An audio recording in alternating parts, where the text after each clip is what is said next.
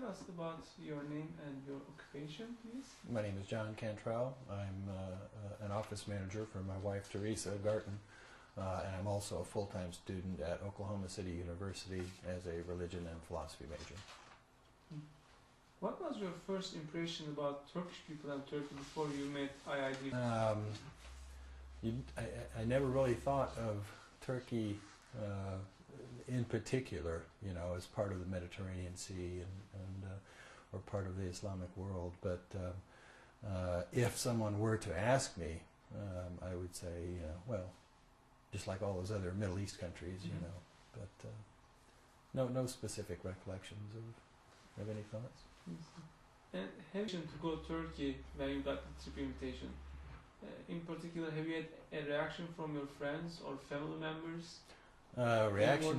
Reaction from friends and family members is one of envy. There's no doubt about that. Before we went, though, my mind went to, well, what if there's some kind of, you know, violent problem while we're there? And so I went so far as to go to the State Department's consular warnings and signed up for email warnings about various problems here and there.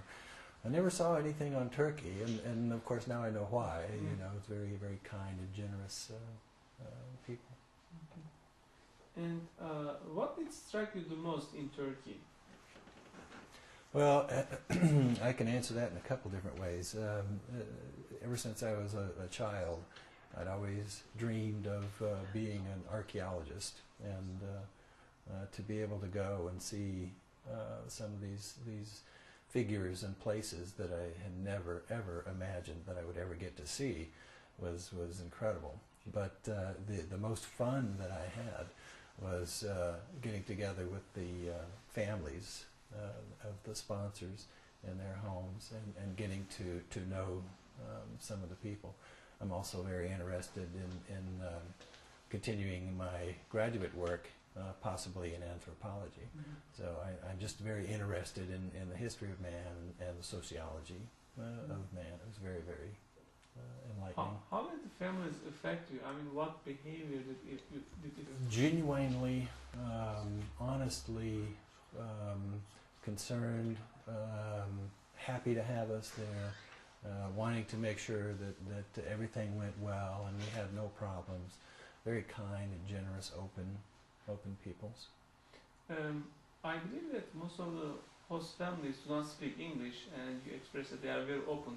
How did you understand that they are open or honest to you? Well, I think Teresa described the one family that we went to where the sponsor did not speak any English and had a younger man translating for him. But it was so clear the words that he spoke were from his heart, not from his brain, so to speak, that you could read and feel the truth of what he was saying and what was being translated.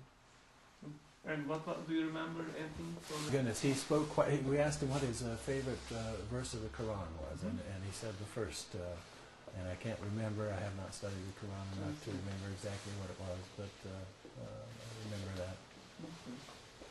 And what do you think about Turkish history, culture, and religion after the trip? I think I have a much greater appreciation. Somebody made the comment that Turkey is very much like the United States, that it's a melting pot of various civilizations and communities, and you see that easily, you know, the influence of the Romans, the influence of the Greeks, Mongols, Arabs, everybody is there together. It's very, very, very nice.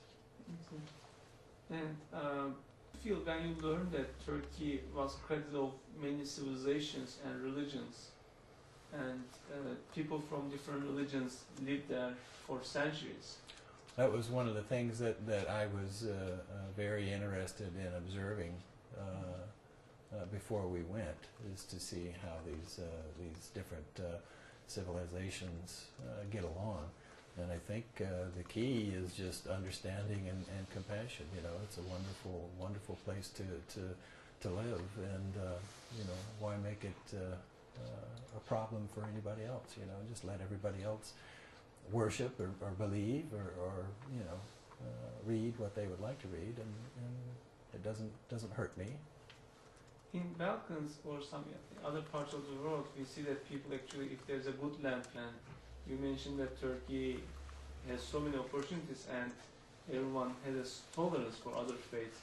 What do you think? What is the motivation for this understanding?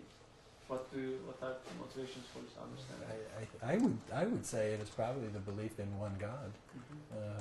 We have many different names. Allah has 99 different names, and